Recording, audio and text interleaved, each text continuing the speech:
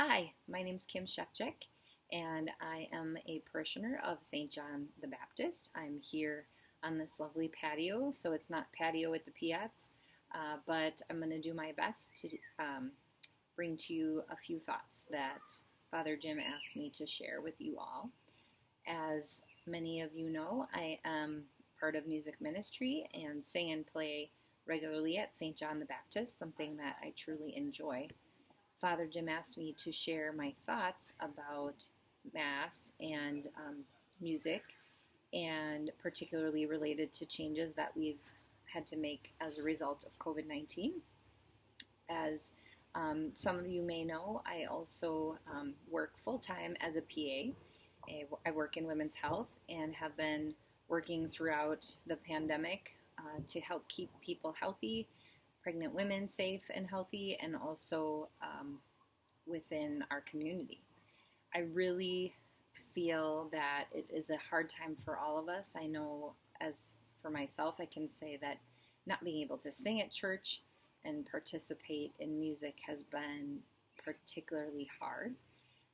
Unfortunately, one of the things that we've learned about this virus in particular, and many viruses for that matter, is that when we sing, we do release a lot of our respiratory droplets into the air. And what we're learning about COVID-19 is that those droplets can be very infectious and spread very easily in a space. And so when we're singing, and you look at the studies between singing versus speaking, singing actually releases as many particles as someone who's coughing quite forcefully. So unfortunately, as a result of that, the recommendations at the current time are to not have singing within the Mass at large. And I have really struggled with that because, as you know, I have always felt much more connected to being at church and being a part of the Mass as part of music ministry. And probably, I would say before I started to get involved in music ministry, being at church really didn't connect with me. And it wasn't until I was older and started to get involved in participating and helping with putting on the music at church that I really did find a deeper connection to my faith. It's how I feel a lot of the stories that are in the songs, and really have come to understand and know Jesus because of music. So, it was interesting timing when last weekend I was asked to come to a smaller group that was meeting to talk about the next phase and reopening more or not, and what kind of things that St. John the Baptist was going to do. That morning I received a text from my friend Christine Piat, who helps record some of those group songs that you have seen if you've watched any of the live stream masses. And the song was The Heart of Worship. And Chris had messaged me to do verse 1 of the song. And I felt like it was a God moment because the words of that song really, really spoke to me in what I was feeling and struggling with this decision of, gosh, really, we still can't sing? So I'm going to share that verse with you. When the music fades, all is stripped away, and I simply come, longing just to bring something that's of worth that will bless your heart. I'll bring you more than a song, for a song in itself is not what you have required. You search much deeper within. Through the way things appear, you're looking into my heart. And then the refrain goes on, I'm coming back to the heart of worship because it's all about you. It's all about you, Jesus. And I felt like that song was God saying to me yet again, it's not your way, it's God's way. And although this difficult time, I don't want to say that this is certainly what God has planned, but God wants us to learn through this experience what, or at least for me, through this experience, what is really important with Mass, and it's not the music or the song. So anyway, that just kind of has to do with my thoughts about how I'm feeling and struggling and dealing with not singing and sharing with you the why. I also was asked to share, why we're doing a lot of the things that we're doing with masking and the really important concepts of loving thy neighbor.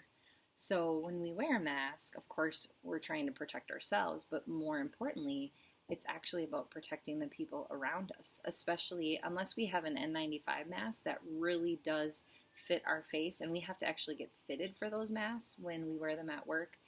We actually wear them in a little hood, and then they spray stuff that we hopefully can't taste or smell. Because if we can taste or smell them, then that means those fine particles are getting into our mask.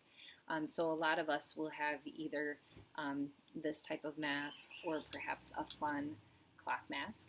Thank you, Shirley, that we wear to mass. So we wear our mask. That's step number one. If you have one that's colored and white, the colored side does go on the outside. But again, no matter how you wear your mask, it's better than not wearing a mask. When we wear a mask, we want to cover our nose and our mouth because actually a lot of the particles are maybe coming out of the mouth, but often going in through mucous membranes, which is our nose as well as our eyes. So being really careful not to touch our face. So we wear a mask. The other pieces of loving thy neighbor are knowing ourselves, are we safe to come to Mass? Do we have the right intentions, of course, in our heart, but also more importantly at this point, when we love thy neighbor, are we safe to be around others at Mass? So checking our temperature. Do we have any symptoms? So a lot of people don't have symptoms initially when they are potentially the most contagious in the first day or two, which again is why masking is so important. And then certainly making sure that we socially distance. And so when we choose a place at Mass, that we have those pews carefully separated and that we look and try to keep at least 6 feet apart from others who aren't in our families. And then making sure that we sanitize or wash our hands frequently and being very careful about touching our faces. Because it's really about the particles getting into our mucous membranes. So if we do have them on our hands from touching things, the door, whatever, that we wash or sanitize. Okay? And then one of my favorite things that I've come across too is, why do I mask? I wear a mask at work and at home and at the grocery store. Not always at home, but if my mom stops by or potentially, in different situations. But I wear a mask more to protect others. So this is something that spoke to me that I had found that someone had shared. Wearing a mask is an important piece of, like we had said, loving thy neighbor. And one of the most important things is thinking about wearing a mask because of humility. Being humble in wearing a mask is a key piece of really just, I don't know if I have COVID. And so if I could have symptoms and know that I have COVID, that's one thing. But if I don't have symptoms, and often can spread the disease before. So being humble and realizing that I may be dangerous to someone else, even though I don't realize it. Number 2, out of kindness, wearing a mask because I don't know if that person that I'm near has a child battling cancer or cares for their elderly mom or dad at home. And so while I might be fine if I get sick, they might not be.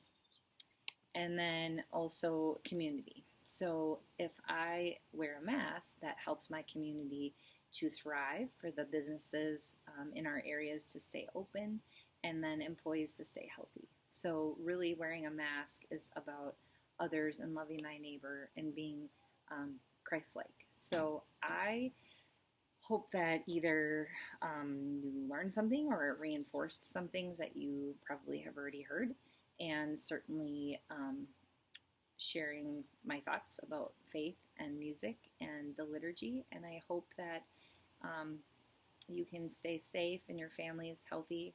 And if there's any way that I can help, please feel free to reach out through Father Jim or any of the parish office staff. God bless, and thanks for letting me be a part of this.